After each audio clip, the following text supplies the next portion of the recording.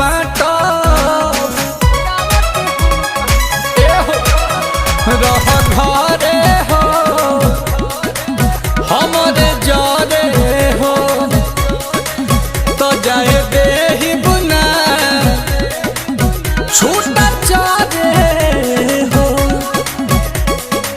कही तत दिन रात सुगा लेखा दूध भात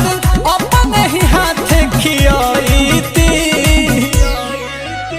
अरे बाहरा न जईती पिया घर ही कमाईती